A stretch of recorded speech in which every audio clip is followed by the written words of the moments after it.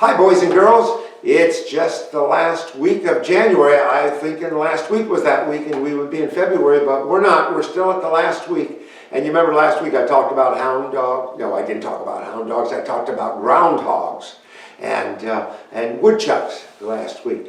And of course that's coming up this week with Groundhog Day. And we'll see whether there's going to be 6 more weeks of winter or whether summer's going to come and all that. But I finished up those talks and I'm starting on this book. This is a book called The Boy, the Mole, the Fox, and the Horse. It's a great story. I came across it in a magazine, just a little bit of it, and I said, I've got to get that book. I'm going to read that to the boys and girls in Children's Chat. And so I've got this book now. It's a pretty thick book, but I think we'll finish it in the month of February, so that when we begin in March with Lent, we'll pick up a new story. But this is a fantastic little story. I'm going to read you a little bit of the introduction, because there's a boy, and he meets a mole, and then there's a fox that comes along, and then there's a horse. And of course the horse is bigger than all of them. But the boy and the mole start off. But here's how he starts it out. The boy is lonely when the mole first surfaces.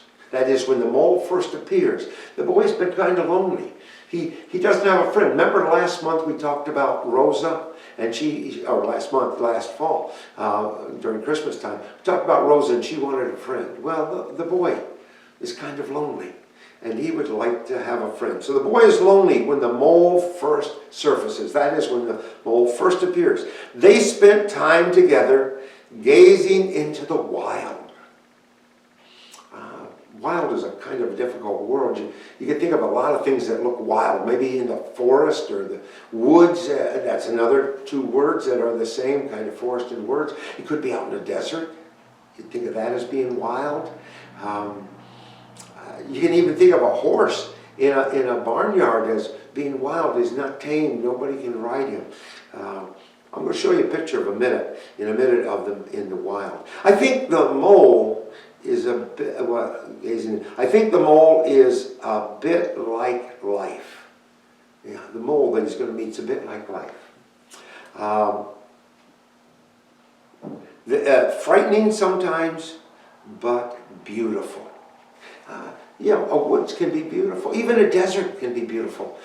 In the springtime, when the rains, feel a little bit of rain, hit the desert. My goodness, it turns into a lush, blossoming area, and different animals. Even animals that make their nest in cactus. Can you imagine that? They're digging a hole in that cactus, a saguaro cactus, to lay their eggs, and life keeps on going. So it can be frightening, but it's beautiful. In their wandering, they met the fox. It's never going to be easy meeting a fox if you're a mole. Do you know why that is? Because foxes eat moles. A mole is, and you may not know, a mole is a little bitty thing, about the size of a mouse, a good-sized mouse. And moles are kind of blind in some ways. They don't have the best eyesight because they go around under the ground, digging under the ground. And sometimes people don't like them because they eat the roots of plants and stuff like that. But foxes will go after a mole. And so this mole was kind of not sure just how safe it was to be around this fox. Anyway, in their wanderings they met the fox. It's never going to be easy meeting a fox if you're a mole. The boy is full of questions. Oh, he's got a lot of questions to ask. And we're going to encounter one of those questions next week. We won't get to it this week, but we'll get to it next week. The boy is full of questions. The mole is greedy for cake. Do you have a favorite kind of cake? The mole loves almost every kind of cake. I can show you over here some of the cakes that the mole, I'll get over to the picture of the mole. Whoa, look at all those cakes. And he loves them all. Oh my goodness. Do you have a favorite? I like chocolate. I have to admit that if I have chocolate or a vanilla yellow cake, I'll take the chocolate every time. But you can make it even better, because you can make it devil's food cake. and that puts that chocolate in there thick, and then and I've had a German chocolate cake. Oh, they are so good. The frosting is the best part of it, of course. So the mole loves cake, and we're going to find out what happens because of the mole loving cake. The boy is full of questions, and the mole is greedy for cake. The fox is mainly silent. The fox doesn't say much, and he's wary. Wary is a small word, but it has big meaning. It means he's kind of careful about what he thinks and does, and who he associates with. You know, it's kind of like the old adage that says, once burned, twice shy. You burn your hand touching something hot, you don't really want to go back and touch that again because you remember it hurt that first time. So you're twice as shy. Well, that's kind of what it is here, because it says the fox is mainly silent and wary because he has been hurt by life. Yeah, things have happened. It doesn't tell us what it was that happened to the fox, but it hurt him. Now, can you think of some things that have happened to you that have left you hurt? I had to put down my granddaughter's ferret this week. I don't enjoy doing that, but he was suffering something terrible with seizures, and so I had to end his misery. I did it. My granddaughter asked me to do it because she couldn't get anybody else to do it, and of course she was not able to do it. But that was hard for her. And you may have had a pet. It could have been a hamster. It could have been something bigger than a hamster. It might have been a ferret like my granddaughter's, or it might have been a dog or a cat. I've lost dogs and cats along the way. And I've lost horses. Horses that we had to put down because they were suffering. And that's not easy because you get attached. You get to caring about that animal. And that's a part of it. So life can be hard for us in that way. Sometimes life is hard for us because we're sick. I had a granddaughter who was sick here a while back. We thought it might be the COVID. It wasn't. It was SARS. But that's a very dangerous illness too. And I was scared. I was scared for my granddaughter. But they got her to treatment and very quickly. She was only 18 weeks old, but very quickly turned around and was getting better.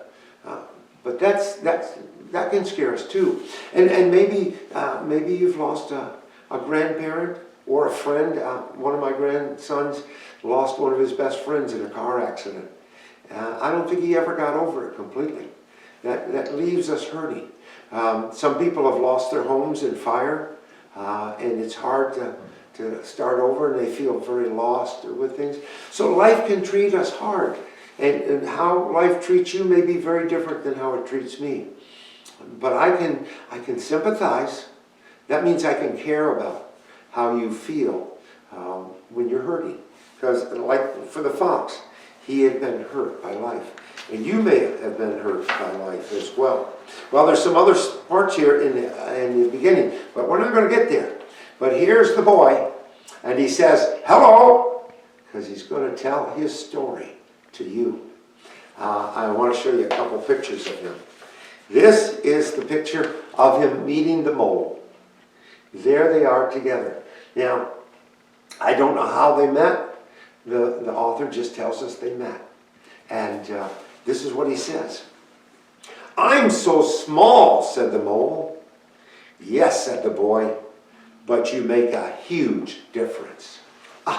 You know, I remember when I was a kid growing up, my grandmother made such a big fuss over me, and not just me, but my brother as well. It was like we were the most special people in all the world. Matter of fact, when I would get a birthday card from her, she would write on the front of that card, Master Jeff Brewster. Oh, really, more than that. Master Jefferson. Whoa, that big name, Jefferson Brewster. I thought, wow, that's terrific. I'm Master Jefferson Brewster. And that was as good as the dollar she put in the envelope for my birthday. You know, because I kept some of those cards because they were special from Grandma Tuttle. And that was my mom's grandma, my mom's mom. And I remember her very special.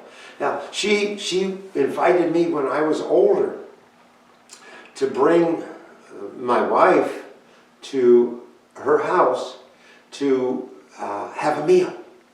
And she fixed my favorite meal, which is shepherd pie.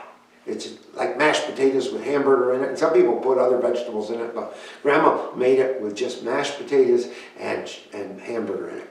And then she had Waldorf salad, which I love Waldorf salad. And she had potato chips, because I didn't often get potato chips, but boy, she had potato chips, the real good potato chips. And then cherry pie. Oh my goodness. I would have gone by myself to get the meal like that. You know, that was fantastic. And I just love shepherd pie. I still to this day I love all those things. I love them all. And they love me. They don't go to waste. Well, they do go to waste. That's exactly where they go, because I eat those and they are good on them. But you know, that was the thing. This little mole, and maybe when you had a little hamster or you had a different little pet, it was small, but it made you feel big. Made you feel important. Not big in the sense of being tough, but big in the sense of being special and important. And that's how the mole made him feel. Now, the boy asked the question, and we'll get to that here. And the boy asked the question. They sit on the tree. I want to show you that. They sit on this tree. That this tree limb is very special to them. They've been sitting there looking out at the wild. And what there's out there that's wild. And even this one, you probably can't see it, but they got an umbrella over top of them. It's raining, and they're sitting out there in the rain on the branch. Just kind of thinking. They don't have to talk a lot. They think a lot. But I want to go back to this first question here that the boy asked the mole. What do you want to be? Whoops, the mole asked the boy, yeah. What do you want to be when you grow up? Have you ever thought about that? What you want to be when you grow up? Maybe you want to be the president of the United States. Oh, not everybody can be the president, but we live in a country where people can grow up to be the president, and they may come from very poor backgrounds. You think of Abraham Lincoln. As a young child, he didn't even have shoes. He walked around barefoot. That was the way it was back in those days on the frontier. He didn't go to school much. He studied with a piece of charcoal or coal from the fireplace on a shovel, drawing his letters and practicing. But he grew up to be the president of the United States. I think of a man named Woodrow Wilson, who was the president of a university called Princeton. And he had the best education. He came from a very wealthy family in Virginia. Went on to be the president. So you can be very poor, you can be very wealthy, and be the president of the United States. Maybe you want to be a fireman when you grow up and drive a big fire truck. Maybe you'd like to be a farmer and grow crops and drive big tractors and harvest the crops, or milk the cows. That was not a favorite of mine. I have to admit, growing up on a farm, I really didn't want to be a farmer when I got done. I was tired of picking stones on the field and pitching manure in the barn. And I said, I'm going to do something that I don't pick stones and pitch manure. Well, I got animals, and I'm still pitching manure and picking stones. So it's kind of a strange thing how it comes around to be that. Although when I was a young kid, your age, I wanted to be a forest ranger and go out and live in one of those high towers with a cabin down below and watch out for forest fires. That to me, I thought would be a great life. I never did become that, but that was one of my thoughts as a youngster. Of course, I wanted to be like Roy Rogers. That was my hero. And I watched Roy Rogers, and I have still a lot of things that, I have a Roy Rogers lunch pail, and I have Roy Rogers comic books and all kinds of things. Maybe you want to be a movie star when you grow up. Nobody ever encouraged me to be a model. I don't know why, But nobody said, you ought to be a model, you know. And I thought, well, I'm pretty good looking, but then I have bad eyesight anyway, so who knows whether that would. But, well, next week, we're going to find out what the boy says, or what the mole says when the boy asks him, what do you want to be when you grow up? Okay? Now, we're going to do a song that during this time that I mentioned Roy Rogers. Well, Roy Rogers' wife, Dale Evans, wrote this song for their radio program. She wrote Happy Trails for the TV program, but she wrote this for the radio program. It goes like, because it's taken out of the Bible, which says, now these three abide, faith, hope, and love. Or sometimes that's worded charity. Faith, that means what you believe in, what you place your trust in. Like I'm sitting on a chair, I have faith that that chair is not going to collapse. Now the chair doesn't have a will of its own, but sometimes we trust in people and we hope, well, that's the second word, we hope that they will not fail us. Sometimes they do, and sometimes they need to know forgiveness so that we can have a good relationship again. And sometimes I need to be forgiven so that I can be trusted again. So faith is believing. Hope is looking at life and saying there's something to, there's a reason, good reason to believe that God is in control and things will turn out well. That doesn't mean it's going to turn out the way we want it to, but it means that things will turn out. God is not giving up on you, me, or the earth. He's still working. And then the last one is love or charity. And that means caring about people. The reason we can have faith and that we have hope is because love is a gift that God has given to us and a gift that we can give to others. So Dale Evans wrote this song, have faith, hope, and charity. That's the way to live successfully. Have faith, hope, and charity. That's the way to live successfully. How do I know? The Bible tells me so. Don't worry about tomorrow. Just be real good today. The Lord is right beside you and He'll guide you all the way. You must have faith, hope, and charity. That's the way to live successfully. How do I know? The Bible tells me so. And we'll learn more of that song next week, but I just wanted to teach you that part of it this week, and then we'll pick up more next week. All right, let's pray. Father, thank you for your goodness to us today. And this story about a boy, a mole, a fox, and a horse. As we learn, what do you want to be when you grow up? Thank you in Jesus' name, amen. Bye-bye, boys and girls. See you next week.